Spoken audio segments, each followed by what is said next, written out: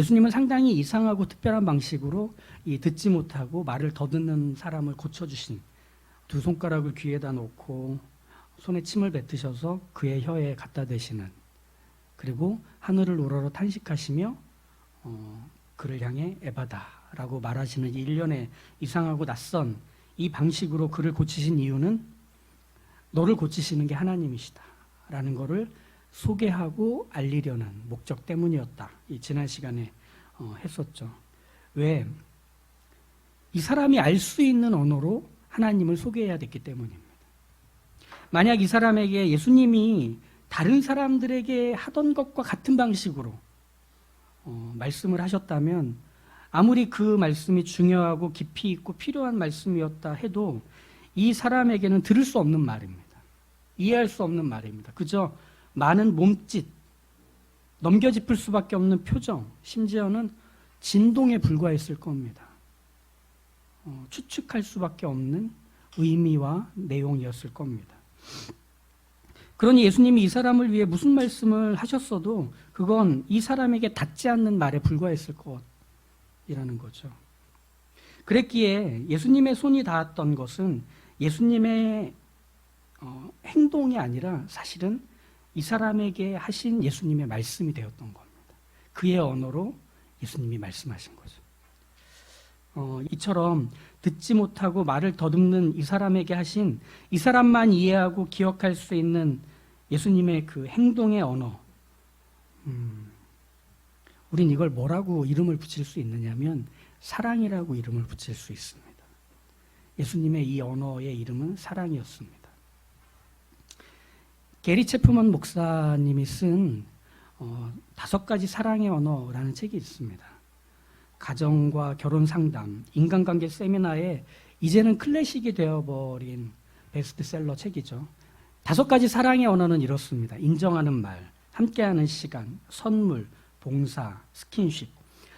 여기서 언어라는 표현을 사용한 것은 우리가 이제 입으로 내놓는 언어만을 얘기하는 게 아니라 언어적인 요소, 즉 전달하는 것들을 모두 담아서 이 5가지로 규정을 지어 가정, 직장, 모든 관계에서 이 5가지 언어를 연습하고 익히고 이해할 수 있다면 관계의 회복과 변화를 만들 수 있다. 그리고 관계에서의 무르익는 결실을 경험할 수 있다고 저자는 자신 있게 얘기합니다. 왜냐하면 이 5가지 언어 자체가 마법적인 효력이 있어서가 아니라 이런 말을 하면 사람들이 이렇게 반응할 거야, 그런 의미가 아니고요. 이 5가지 언어들이라는 것은 그 사람이 사용하는 제일 언어라고 이해하시면 돼요.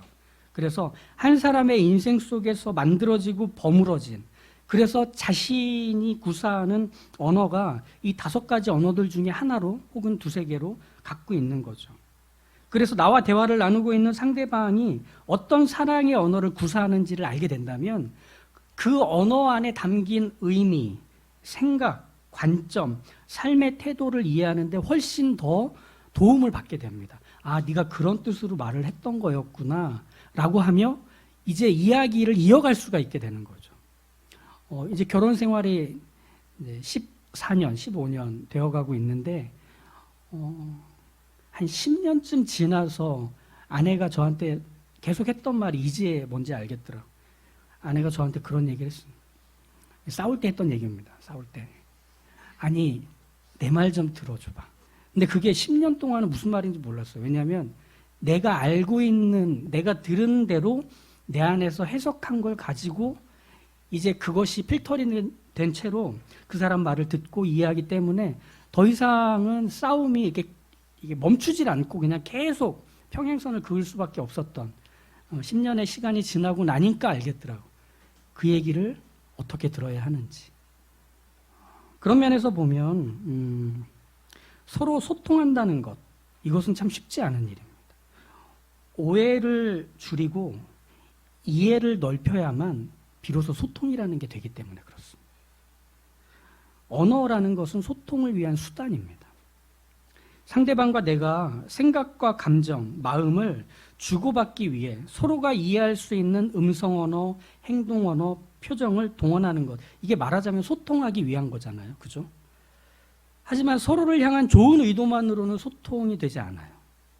그냥 서로를 향한 좋은 마음만 갖고 있다는 것만으로는 서로의 생각이 오가지 않더라는 거예요.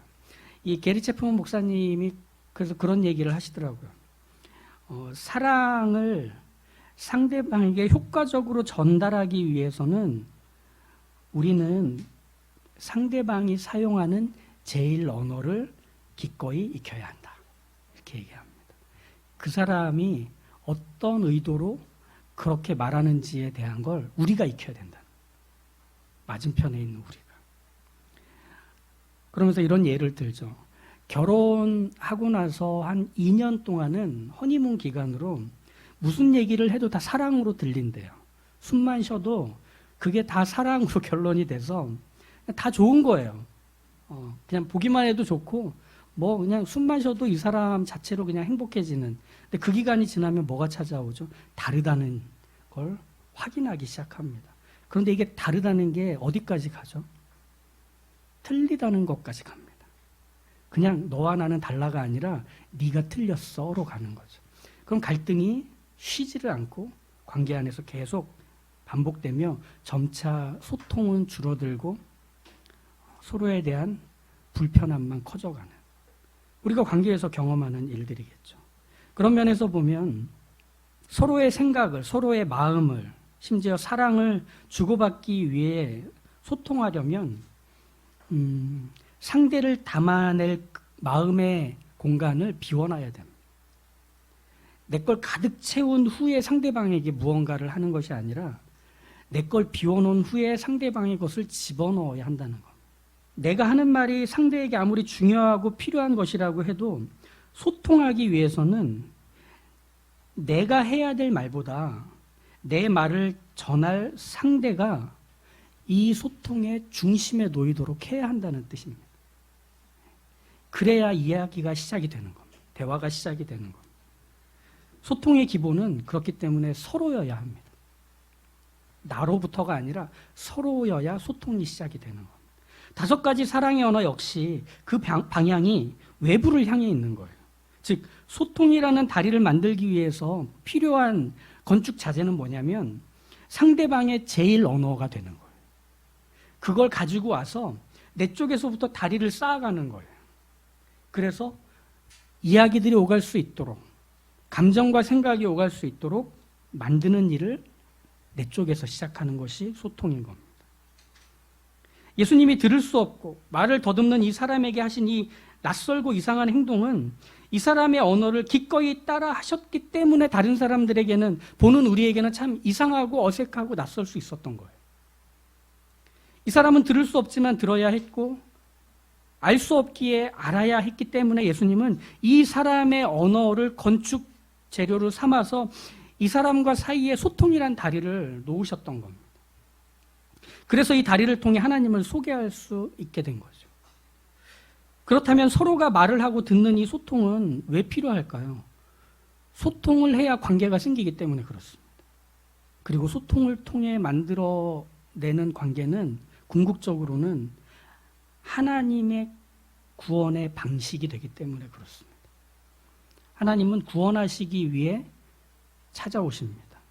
그리고 뭘 하시냐면 말을 거십니다. 그러니까 이렇게 돼요. 살아계신 하나님은 곧 함께 하시는 하나님이시고 함께 하시는 하나님은 곧 말씀하시는 하나님이세요. 그냥 여기 오셔가지고 돌 하루방같이 단단하게 계시는 분이 아니라 우리에게 말을 거십니다. 여기서 중요한 점은 하나님이 말을 거실 때 하나님의 언어로 말을 거시지 않고 우리의 언어로 말을 거신다는 사실입니다. 이사야서 6장에 보면 이사야 선지자가 하나님께로부터 부르심을 받는 장면, 넌 이제 내 말을 전하는 선지자여야 한다라는 하는 내용이 담겨 있는 기록인데요. 하나님은 이사야 선지자를 앞에 데려다 놓으시고 이제 하나님의 마음을 그에게 비추십니다. 이스라엘이 내 말을 듣지 않는다. 그러니 내 말을 전해줄 사람이 필요하다. 이게 이사야서 6장 8절에 내가 누구를 보내며 누가 우리를 위하여 갈꼬의 의미였던 겁니다. 그러자 이사야 선지자가 나섭니다. 내가 여기 있나이다. 나를 보내소서. 얘기하죠. 이사야 선지자는 이스라엘의 언어를 할 줄 알았기 때문입니다. 이사야 선지자는 죄인의 언어를 할 줄 알았기 때문입니다. 그러면 그 언어를 사용할 수 있다는 사실로 보냄을 받는다는 것은 결국 뭐가 되느냐 하면 하나님의 마음을, 하나님의 생각을 죄인의 언어, 인간의 언어로 그들에게 알게 해 주어야만 하는 것이 하나님의 뜻이었기 때문입니다. 그러니 목사라는 사람, 선교사라는 사람, 이런 사람들이 설교를 하는 건 하늘에 매주 들락날락거리기 때문에 하는 게 아닙니다. 목사들한테만 단톡방이 있어가지고 목사들하고 하나님이 들어가 계셔서 야, 이번 주는 이거 한다.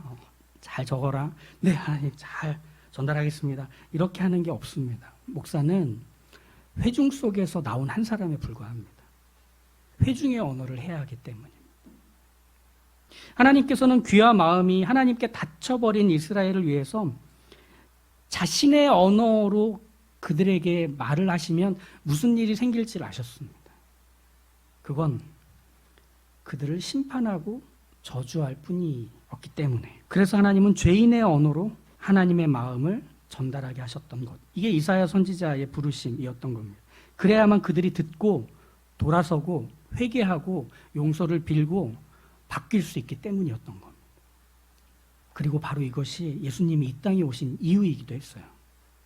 예수님이 이 땅에 오실 때 어떻게 오셨죠? 우리 인간으로 오셨죠. 동시에 어떻게 오셨죠? 말씀으로 오셨죠. 요한복음 1장에서는 예수님의 이 땅에 오심에 대해서 이렇게 얘기해요. 말씀이 육신이 되어 우리 가운데 거하셨다. 요한복음 1장 14절의 말씀이죠. 예수님은 하나님의 언어 그 자체셨습니다. 하지만 이 세상은 하나님을 모르죠. 하나님을 거부하는 죄인들만 가득하죠. 누구도 하나님의 언어로 말을 한다면 들을 수 없을 겁니다. 반응할 수 없을 겁니다. 예수님은 하나님의 언어를 구사하며 세상과 인간을 저주하고 비난하고 지적하려고 이 땅에 오신 게 아니었던 거예요. 오히려 예수님은 인간으로 이 땅에 오셔서 세상의 언어로, 죄인의 언어로 세상에게 말을 거시고 죄인에게 말을 거신 겁니다. 하나님의 마음과 뜻을 알리신 겁니다. 들을 수 없는 사람에게 들을 수 없는 사람의 언어를 하신 겁니다. 볼 수 없는 사람에게 볼 수 없는 사람의 언어로 말씀하신 겁니다. 평범한 사람은 시장의 언어로 말씀하셨겠죠. 이렇게 예수님이 만나는 상대방이 구사하는 제일 언어를 예수님은 기꺼이 구사하셨습니다. 그러자 소통의 다리가 놓이고 소통의 다리를 통해 하나님의 마음이 흘러가고 하나님의 사랑이 흘러가고 하나님의 생각이 흘러갈 수 있게 하셨던 거죠. 상대방과 내가 소통이 되기 시작하면 그 관계는 친밀해집니다. 그렇게 친밀해진 관계를 우리는 뭐라고 표현을 하죠? 친구라고 표현을 해요. 그래서 예수님은 이 땅에 오셔서 친구가 되셨죠. 어떤 사람들의? 죄인들의 친구가 되셨죠. 바리새인들과 서기관들이 예수님에 대해서 하는 비난을 예수님은 참 즐거워하시며 들으셨습니다. 이렇게 말씀하시죠. 인자는 와서 먹고 마심에 너희 말이 보라 먹기를 탐하고 포도주를 즐기는 사람이요 세리와 죄인의 친구로다. 예수님은 그걸 비난으로 듣지 않고 아 내가 잘하고 있구나. 내 곁에 찾아와서 나와 같이 밥을 먹고 술 한잔 하려고 하는 사람들이 이렇게 있구나. 다행이다. 내가 그들의 언어로 그들에게 알아듣게 했고 그들은 알아들은 채로 내게 오고 있구나. 이처럼 예수님이 들을 수 없고 말을 더듬는 사람의 언어를 구사하셔서 그와 소통하심으로 관계를 만들어내시는 이 방식, 이게 예수님이 이 땅에 오신 그분의 하신 일이었습니다. 우린 그걸 뭐라고 말하느냐면 사랑이라고 말합니다. 상대방의 언어로 상대방이 이해할 수 있고 상대방에게 내 것이 전해질 수 있도록 소통하고 그걸로 인해 만들어지는 관계, 이걸 사랑이라고 하는 겁니다. 우리 불렀던 찬송가 주의 음성을 내가 들으니 사랑한단 말일세. 내 언어로 말씀하셨기에 알아들은 겁니다. 그걸로 사랑이란 관계가 생기게 된 거죠. 그런 면에서 보면 우리 그리스도인은 어떤 사람일까요? 우리 그리스도인은 관계를 맺는 사람입니다. 소통하는 사람입니다. 그래서 그 관계는 하나님이 내게 주신 모든 기회, 일, 상황에서 찾아온 한 사람 또 한 사람과 소통하는 것에서부터 시작합니다. 그런 면에서 그리스도인은 관계를 맺는 사람이기도 하며 동시에 말이 통하는 사람이기도 한 겁니다. 근데 언제부터인지 그리스도인들은 말이 안 통하는 사람들로 여겨지기 시작한 것 같아요. 그냥 무슨 말을 해도 다 예수님 얘기, 하나님 얘기, 교회 얘기, 이게 그냥 강제 결론이에요. 다 여기로 가야만 돼요. 그래서 우리 부모님 세대에서 신앙을 전수받은 자녀들이 참 힘들어하는 것 중에 하나가 뭐냐면, 아이들이 부모한테 무언가 인생의 상담을 하거나 어려운 일들을 얘기할 때 그거 쉬운 거 아니거든요. 부모한테 그런 얘기하는 거 참 어려운 겁니다. 그만큼 관계가 형성이 돼 있다는 것일 테고, 또 하나는 너무 힘들기 때문이기도 하겠죠. 그런데 그 믿음의 부모가 하는 얘기가 기도해. 하나님께 구해. 그럼 하나님이 30배, 60배, 100배 주실 거야. 엄마는 그거 했다. 엄마 이렇게 잘 살고 있잖아. 너 지금 기도하라시는 거야. 이렇게 해버리면 대화가 딱 끝납니다. 그죠? 게다가 그리스도인들은 자기들끼리만 통용되는 언어로 자기들끼리만 얘기하는 것도 너무 다반사예요. 그러니까 교회 안에서만 통하는 단어, 표현들을 아무렇지도 않게 일상 대화에 막 집어넣습니다.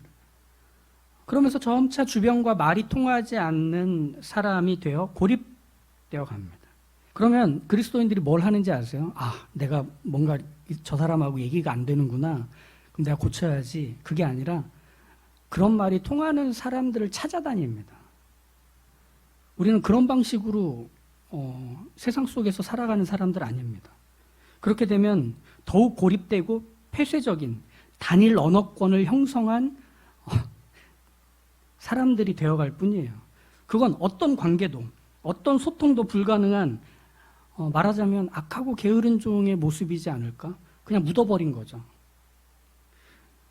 우리 이러잖아요. 못 알아들으면 수준이 안 맞는다고 단정해요. 못 알아듣게 말하면 다른 게 아니라 틀린 거라고 지적해요. 내가 옳고 넌 틀렸다.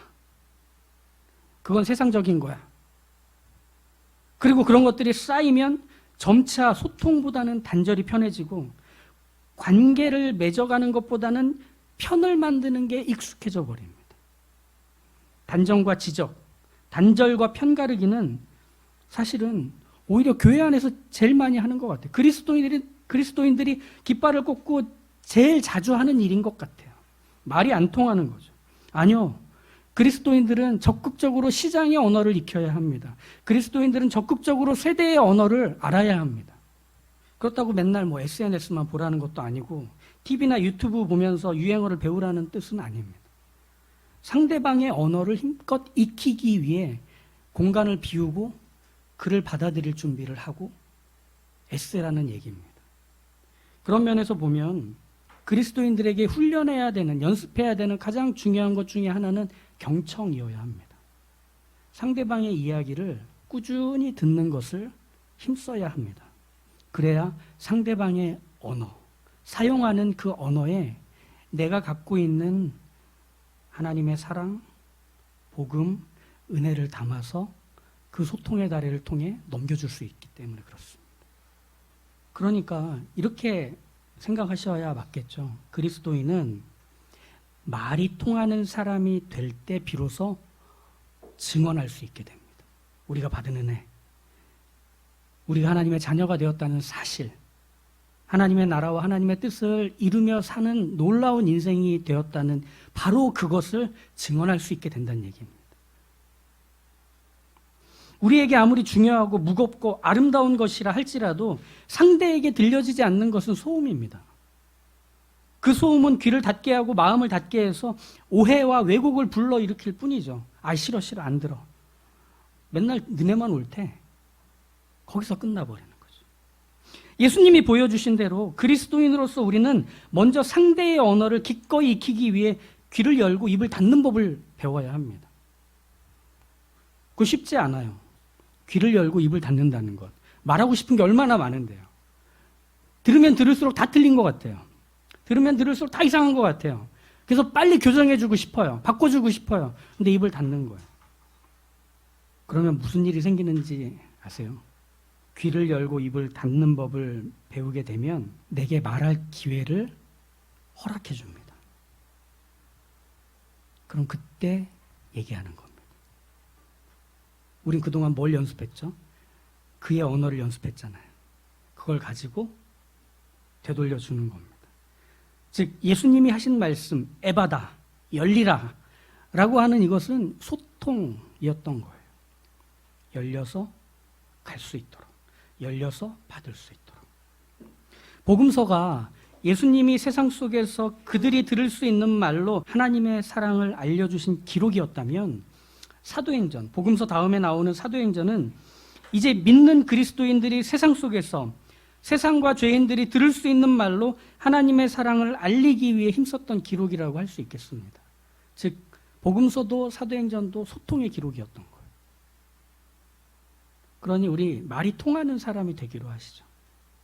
세상 속에서 상대의 제일 언어를 익혀서 그들의 언어로 하나님의 사랑, 구원, 은혜를 전하는 말이 통하는 사람 말이죠. 우린 그 일에 부름받았습니다. 아, 좋다. 내가 무슨 말 하는지 이해해줘서 고마워. 내가 요즘 어떻게 사는지 다 들어줘서 고마워. 그럼 나 이제 어떻게 하면 좋을까? 이제 에바다가 시작이 된 겁니다. 거기서 우리는 복음을 증언할 것이고 생명을 증언할 것이고 하나님의 나라와 하나님의 뜻을 알리는 증인으로 그 앞에 서게 될 것입니다. 이 일에 부름받았음을 기억하시고 정말 말이 통하는 사람, 술 한잔 하고 싶은 사람, 그런 사람이 우리가 되었다는 사실 잊지 않고 살아가실 수 있기를, 우리 그렇게 부름받았음을 기억하시고 그 삶으로 멈춤 없이 살아가시기를 주님의 이름으로 축복합니다. 기도하시죠. 주님, 저희가 부름받은 자리는 세상입니다. 하나님을 모르고 하나님을 거부하는 죄인들과 아직 구원받지 못한 이들 사이입니다. 우리가 그곳에서 살아야 되는 삶의 모습은 외딴 섬이 아닙니다. 섬과 섬을 이어주는 다리이며 바다를 개간하여 만들어내 육지가 드러나 사람들이 오갈 수 있는 길이 되어야 하는 것이 우리입니다. 더 이상 우리끼리만 통하는 말, 우리끼리만 통하는 표현, 우리끼리만 이해할 수 있는 생각들을 나누기 위해 협소해지고 작아지고 좁아지는 사람들이 아닌 이 세상의 언어, 시장의 언어, 문화의 언어, 세대의 언어를 경청하고 익혀 그 상대방에게 그 상대방의 언어로 복음을 전하고 하나님의 사랑과 은혜를 전하고 하나님의 아버지 되심을 말할 수 있는 그 기회를 얻도록 우리가 말이 통하는 사람, 관계에 사랑을 담는 사람, 그리고 그 관계 안에서 하나님의 나라를 세우는 사람들 다 되게 하여 주시옵소서. 우리가 그 들을 수 있는 경청의 지혜를 주시고 말할 수 있는 입술의 지혜를 주셔서 듣고 말하는 일에 능력자들로 살아가는 예수 그리스도를 닮은 하나님의 사람들 되게 하여 주십시오. 예수님의 이름으로 기도합니다. 아멘.